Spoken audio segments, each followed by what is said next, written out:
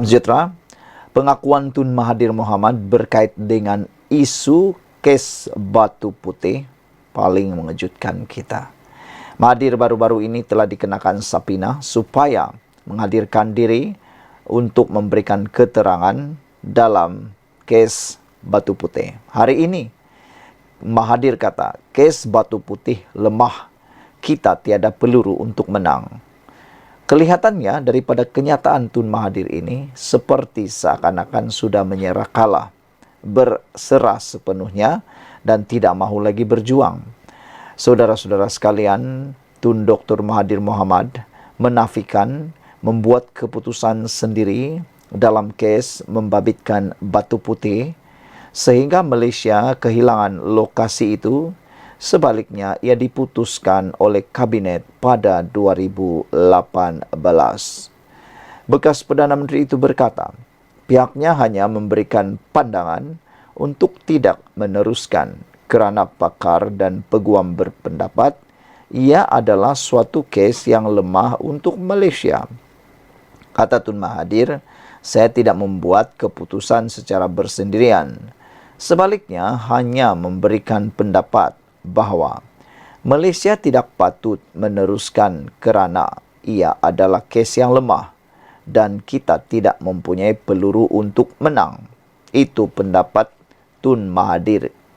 Walaupun sebagai Perdana Menteri, saya ada kuasa, tetapi saya memilih untuk tidak membuat keputusan. Sebaliknya, ia diputuskan Kabinet dan kita perlu menghantar keputusan kepada Mahkamah Keadilan Antarabangsa pada 8 Jun 2018, katanya pada sidang media hari ini.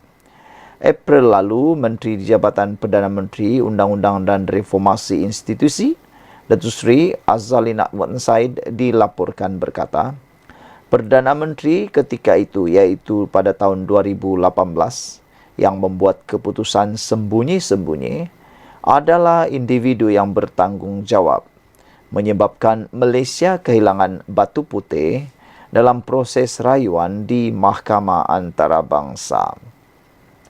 Datuk Seri Ismail Sabri Yaakob pada tahun 2022 yang ketika itu menjawat jawatan Perdana Menteri mengakui kemungkinan terdapat kecuaian dan kekhilafan Dr. Mahathir sehingga Malaysia terlepas peluang untuk memfailkan permohonan semakan terhadap keputusan penghakiman ICJ pada tahun 2008. Pada 2008, ICJ memutuskan Batu Putih adalah milik Singapura. Pada masa sama, Dr. Mahathir berkata pihaknya menyifatkan tuduhan dibuat Azalina adalah karut kerana Kabinet ketika itu termasuk Datuk Seri Dr. Wan Azizah Wan Ismail ketika itu Timbalan Perdana Menteri serta beberapa menteri yang masih berkhidmat kini tidak menentang idea terbabit. Mengenai kenyataan Tan Sri Mohamed Apandi Ali bahawa beliau tidak dirujuk oleh Dr. Mahathir ketika menarik balik permohonan membatalkan keputusan ICJ itu, beliau bagaimanapun berkata ia adalah kerana bekas peguam negara itu tidak boleh dipercayai dan tidak melakukan kerja dengan betul. Ketika ditanya sama ada beliau akan memfailkan tindakan undang-undang terhadap Azalina, Ismail Sabri dan Muhammad Apandi, Dr. Mahathir bagaimanapun berkata, beliau akan memikirkan terlebih dahulu mengenai perkara itu. Ini yang netizen tunggu-tunggu. Kata mereka, kalau betullah Mahathir ini difitnah ataupun sebagainya, kenapa tidak ambil tindakan undang-undang terhadap Azalina Uthman Said, Ismail Sabri Yaakob dan Muhammad Apandi kerana pendedahan mereka itu. Tapi Dr. Mahathir kata dia memikirkan terlebih dahulu. Kalau betullah kan, lebih baiklah Tun Mahathir membawanya ke mahkamah. Tapi jangan silap, mana tahu apabila dibawa di mahkamah, semuanya akan lebih terlondeh, lebih terdedah dan terbongkar pula. Saya akan memikirkan bagaimana perkara itu, kata Tun Mahathir. Kalau kita saman seseorang, ia akan mengambil masa 10 tahun untuk mendapatkan keputusan. Dan ketika itu saya sudah berada di tempat lain, meninggal dunia, katanya. Dalam perkembangan sama, Dr. Mahathir berkata, ketika Malaysia dan Singapura memutuskan untuk membawa perkara berkaitan batu putih kepada ICJ, perjanjian sudah dibuat bahawa apa sahaja keputusan perlu diterima oleh kedua-dua negara. Kita perlu mematuhi janji untuk terima keputusan. Kalau mungkir janji, nama buruk terhadap pada Malaysia, katanya lagi. Sekian dulu untuk kali ini. Jangan lupa tinggalkan komen anda, tekan butang subscribe. Bye-bye. Salam sejahtera. Terima kasih kerana bersama dengan saya di Nazilin Unity Channel. Tun Mahathir kata, persekutuan bantu negeri miskin termasuk Johor. Ini memang luar biasa. Bekas Perdana Menteri Tun Dr. Mahathir Mohamad mengingatkan semua pihak bahawa penubuhan Persekutuan Malaysia pada 1963 antara lain adalah untuk membantu negeri-negeri miskin di Semenanjung. Dr. Mahathir berkata, bagaimanapun ada negeri yang sudah memiliki kekayaan, namun kini seolah-olah enggan berkongsi hasil negeri dengan persekutuan. Kita buat persekutuan supaya kita boleh bantu negeri yang miskin oleh negeri yang kaya. Pada mulanya semua miskin. Johor pun miskin. Bila kita merdeka, kerajaan persekutuan perlu bantu Johor dan semua negeri lain. Sekarang, Johor menjadi kaya. Dia tak nak bagi dia punya duit. Itu tak bolehlah, kata Mahathir. Sarawak pun bukan dia sampai tak bagi duit. Dia cuma minta sikit je, kita bagi, katanya pada sidang media di sini hari ini. Sebelum ini, media melaporkan, pemangku Sultan Johor, Tunku Ismail Sultan Ibrahim, menitahkan kerajaan melakukan reformasi pada sistem persekutuan dan Johor perlu dilayan sebagai rakan kongsi. Tunku Ismail juga mencadangkan parti politik di Johor bersatu dan dikenali sebagai Gabungan Bangsa Johor bagi menjamin kepentingan negeri seperti mana yang dilakukan Sarawak untuk berunding lebih berkesan dengan persekutuan. Dr. Mahathir berkata, Johor tidak mungkin menjadi sebuah negeri yang merdeka jika enggan menyertai persekutuan pada 1963. Kata Mahathir, Johor adalah negeri pertama yang menghantar dan menandatangani perjanjian McMichael kepada British. Tanpa negeri lain, Johor akan jadi koloni. British bukan jadi negeri merdeka. Dia koloni Britain, kata Mahathir lagi. Tentunya pengakuan dan juga jawapan Mahathir ini akan menjadi satu polemik yang sangat besar. Belum tahu lagi apa reaksi daripada TMJ, Tunku Mahkota Johor, iaitu Tunku Ismail, apabila Mahathir jawab seperti ini. Mungkin baginda mempunyai pendapat yang sendiri.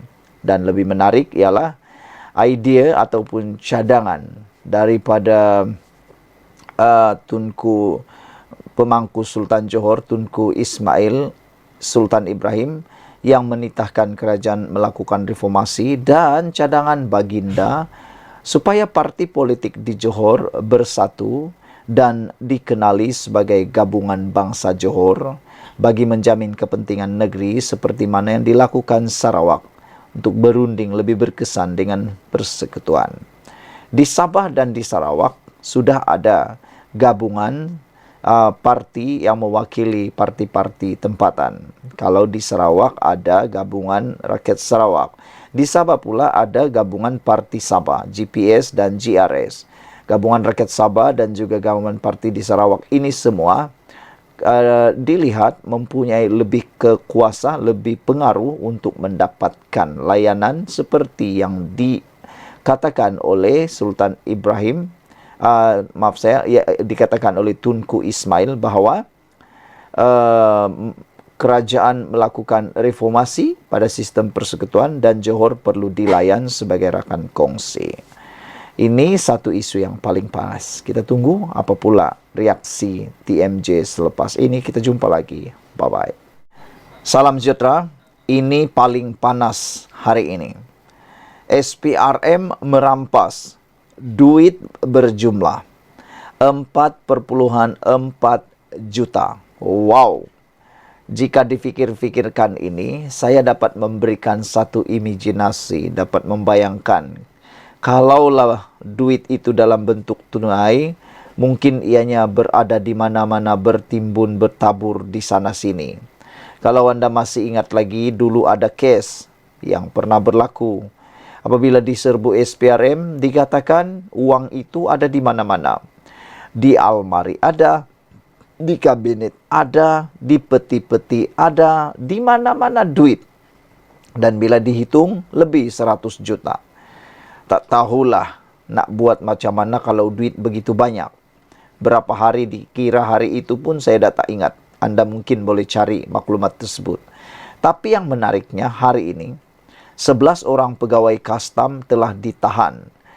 Berpunca daripada sindiket seludup yang mana SPRM turut merampas duit sebanyak 4,4 juta.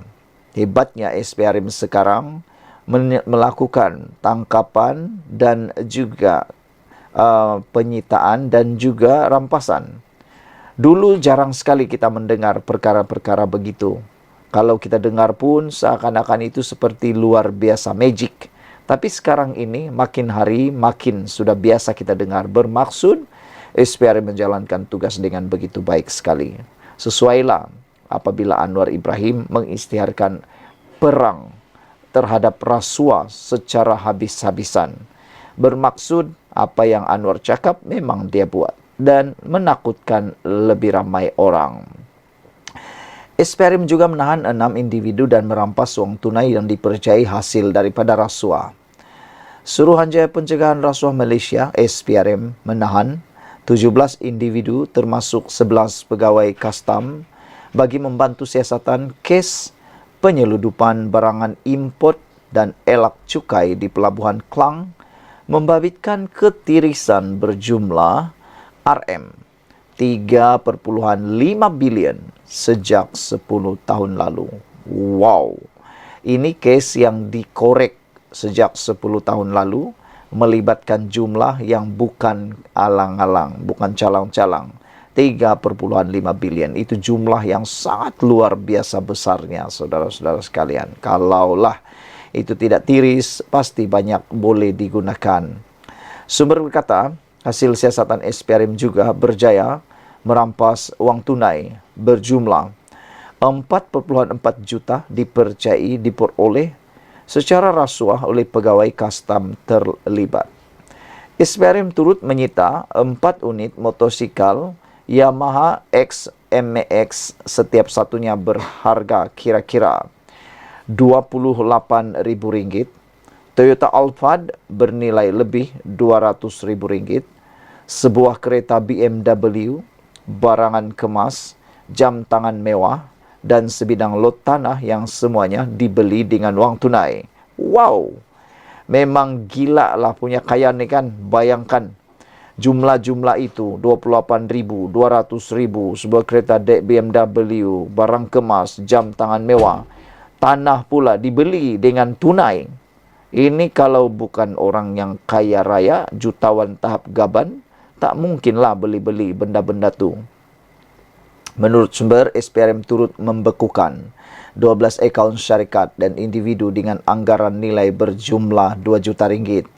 Sementara itu, Timbalan Ketua Pesuruh Jaya Operasi SPRM, Ahmad Kushairi Yahya, ketika dihubungi, mengesahkan semua individu tersebut ditahan bagi membantu siasatan. SPRM dan Kastam dalam operasi bersama awal bulan lalu menahan 19 kontena mengandungi pelbagai barangan import dengan 5 daripadanya mengandungi pelbagai jenis barangan bercukai termasuk lampu LED, lampu solar dan tin daging babi diproses. Semua kontena tersebut diisytiharkan sebagai barangan import termasuk kerusi roda, tekstil dan jamban duduk bagi mengelakkan cukai. Pihak berkuasa juga sedang memburu seorang lelaki warga Singapura yang disyaki dalam sindiket berkenan. Sekian dulu kali ini, jangan lupa tinggalkan komen anda. Jom sokong tindakan kerajaan menghapuskan rasuah. Jumpa lagi. Selamat petang, salam sejahtera. Terima kasih kerana bersama dengan saya di Nazilin Unity Channel. Ini perkembangan terkini cerita menantu Muhyiddin Yassin. Persoalannya, sudah ditangkap atau belum, sudah serah diri atau belum, sudah diketahui tempatnya atau belum. Semuanya itu hanya diketahui kalau ada orang yang bocorkan. Ada yang merayu supaya Muhyiddin Yassin memberitahu lokasi menantunya. Ada juga yang memberitahu supaya Muhyiddin merayu kepada menantunya supaya pulang ke Malaysia untuk selesaikan kesnya. Tapi lain pula cerita. SPRM kata disahkan. SPRM belum lagi menerima panggilan menantu Muhyiddin untuk serah diri. Wah, ada netizen kata boleh tahan juga lihatnya menantu Muhyiddin ini untuk pulang ke Malaysia. Mereka persoalkan apa sebenarnya yang menjadi ketakutan kepada menantu Muhyiddin ini sehingga sanggup tak pulang ke Malaysia. Mereka bertanya, mereka samakan dan mereka bandingkan menantu Muhyiddin dengan Raja Pelarian iaitu Raja Petra Kamarudin yang tak balik-balik ke Malaysia lagi. Kata mereka, apa yang ditakuti sangat? Kalau benar tak salah, kenapa tak pulang ke Malaysia? Kalau salah, memanglah patut takut, kata mereka lagi. Jadi itu sebabnya apabila SPRM mengesahkan menantu Muhyiddin belum menelefon atau membuat panggilan atau serah diri, ramai orang yang marah. Suruhanjaya Pencegahan Rasuah Malaysia SPRM mengesahkan masih belum menerima panggilan daripada ahli perniagaan Datuk Muhammad Adlan Berhan, iaitu menantu kepada bekas Perdana Menteri Tan Sri Muhyiddin Yassin berhubung pertuduhan pecah amanah. Ketua Pesuruhjaya SPRM Tan Sri Azam Baki berkata, pihaknya masih meneruskan usaha mengesan keberadaan Muhammad Adlan selain meminta individu tersebut untuk menyerah diri dan menghadapi pertuduhan yang dikenakan. Tindakan lanjut setakat ini, kita masih teruskan usaha dengan polis antarabangsa atau Interpol dan pihak berkuasa lain bagi mengesan beliau, kata Azam Baki. Azam berkata demikian ketika ditemui media selepas majlis pelancaran buku The Sin of Corruption, A Religious Perspective oleh Transparency International Malaysia TI Malaysia di Pusat Konvensyen Antarabangsa Putrajaya PICC pada Khamis. Sinar Harian pada Februari melaporkan bahawa Azam mengesahkan siasatan ke atas Muhammad Adlan sudah lengkap, namun keberadaan individu berkenan belum dikenal pasti, memandangkan beliau tidak pulang ke tanah air selepas keluar dari Malaysia pada Mei tahun lalu. Jelasnya, Muhammad Adlan perlu kembali ke tanah air bagi menghadapi pertuduhan oleh SPRM membabitkan kes pecah amanah jenayah CBT. Pada Oktober tahun lalu, Pengarah Jabatan Siasatan Jenayah JSJ Bukit Aman, Datuk Seri Muhammad Suhaili Muhammad Zain memberitahu telah menyerahkan dokumen kepada Interpol untuk permohonan notis merah terhadap Muhammad Adlan dan peguamnya Mansur Saad. Beberapa dokumen termasuk draft pertuduhan kes membabitkan dua individu terlibat diserahkan kepada PDRM bagi melengkapkan permohonan notis merah. Tindakan memanggil Muhammad Adlan dilakukan oleh SPRM membabitkan kes penyelewengan projek pendaftaran, pengambilan dan penyimpanan biometrik pekerja asing bagi sebuah kementerian. Sekian dulu untuk kali ini. Jangan lupa tinggalkan komen anda, tekan butang subscribe. Kita jumpa lagi. Bye-bye. Salam sejahtera. Terima kasih kerana bersama dengan saya. Rosmah terima barangan mewah daripada 48 vendor di 14 bidang kuasa. Ini pendedahan paling luar biasa. 1MD mendakwa Rosmah Mansur adalah penerima barangan mewah yang dibeli dengan dana 348 juta US dollar antara 2010 hingga 2014. Dana Kekayaan Negara Malaysia yang bermasalah itu mendakwa barangan mewah berkenan diperoleh daripada 48 vendor berbeza di 14 bidang kuasa berbeza. Ini dinyatakan dalam penyataan tuntutan 1MDB dalam saman 346 juta AS dolar terhadap isteri bekas Perdana Menteri Najib Razak yang kini dipenjara. Pernyataan tuntutan itu difailkan di Mahkamah Tinggi Kuala Lumpur Selasa lalu, kira-kira 4 minggu selepas writ saman difailkan pada 9 Mei lalu. Plaintiff pertama 1MDB mendakwa bahawa bayaran untuk barangan mewah itu yang didakwa diterima oleh defendant pertama iaitu Rosmah dibuat dengan dana yang diselewengkan dalam 5 fasa penipuan yang didakwa. Dalam wang itu bertujuan untuk digunakan untuk pelaburan. Antara tempoh 2010 dan 2014, 8 entiti yang berdaftar dalam bidang kuasa luar pesisir termasuk pada masa yang penting plaintiff ke-7 hingga ke-11 secara kolektif, entiti yang membayar luar pesisir membuat 320 pembayaran berjumlah AS dolar 346 juta 10.489 AS dolar kepada 48 vendor berasaskan barangan mewah yang berbeza, kurang daripada 14 bidang kuasa. 14 bidang kuasa, bayaran-bayaran ini telah dibuat untuk pembelian barangan mewah oleh dan bagi defendant pertama, dan barangan mewah ini telah diterima oleh defendant pertama. Bayaran-bayaran tersebut dapat dikesan kepada dan atau memiliki wang yang telah diselewengkan daripada plaintiff pertama hingga ke-6, iaitu dana. Bayaran-bayaran tersebut dan penerimaan beneficial barangan mewah oleh defendant pertama merupakan sebahagian daripada skim fraud dan pengubuhan wang haram yang lebih luas yang telah dirancang oleh antara mereka atau antara lain bekas Perdana Menteri Najib Razak, proksi-proksi Najib Razak dan bekas-bekas fiduciary dan pemegang amanah plaintiff pertama hingga ke-6, di mana berbilion ringgit Malaysia telah diselewengkan dan digubah melalui pelbagai entiti luar pesisir. Pada dasarnya, dana plaintiff pertama hingga ke-6 yang sepatutnya digunakan untuk pelaburan dalam pelbagai usaha niaga telah sebaliknya dipindahkan secara salah atau fraud kepada entiti-entiti yang didaftarkan di bidang kuasa luar pesisir yang tidak mempunyai kaitan dengan atau tidak mempunyai tujuan yang sah berkenaan dengan objektif-objektif pelaburan plaintiff pertama hingga ke-6 yang didakwa. Plaintiff kedua hingga ke-5 ialah anak syarikat 1MDB. Sekian dulu untuk kali ini. Jangan lupa tinggalkan komen anda, tekan butang subscribe. Bye. Salam sejahtera. Ini pendedahan yang luar biasa daripada SPRM. SPRM mendedahkan bahawa ada peringkat lebih tinggi terlibat isu rasuah daftar nikah di Perlis.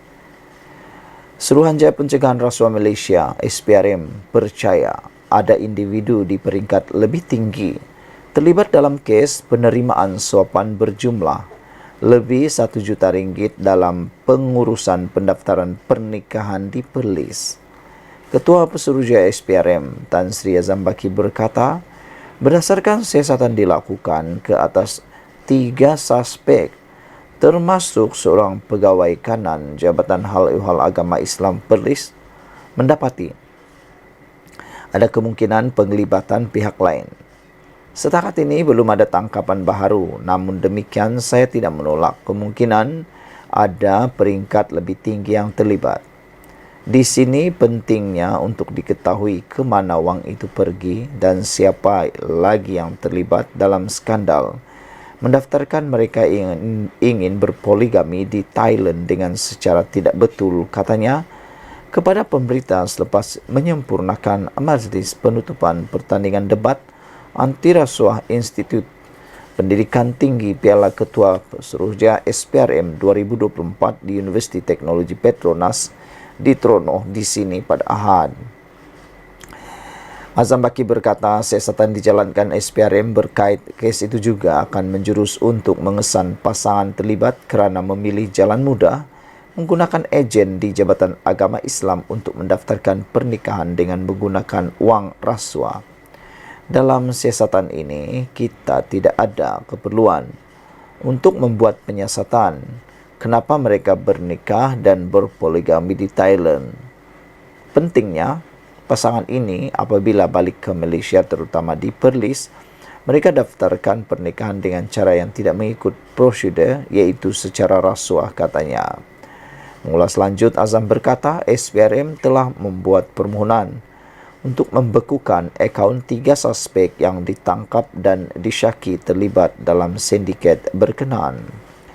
Langkah itu bagi membolehkan pasukan siasatan mengetahui apa yang telah berlaku dengan wang yang masuk ke dalam akaun mereka dan apa yang telah dibelanjakan, katanya. Tempoh reman 3 suspek berusia 25 hingga 52 tahun telah dilanjutkan selama 3 hari lagi sehingga 12 Jun ini. Selain pegawai kanan Jaibs yang menjadi suspek utama, 2 lagi yang ditahan merupakan imam masjid dan anaknya juga pemilik syarikat bertindak sebagai perunding dan menguruskan urusan pernikahan di Perlis.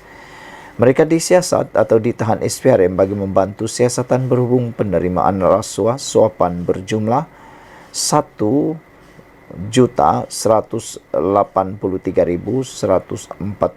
dalam pengurusan pendaftaran pernikahan di Perlis sejak April 2022 hingga Jun 2023. Sekian dulu untuk kali ini, jangan lupa tinggalkan komen Anda.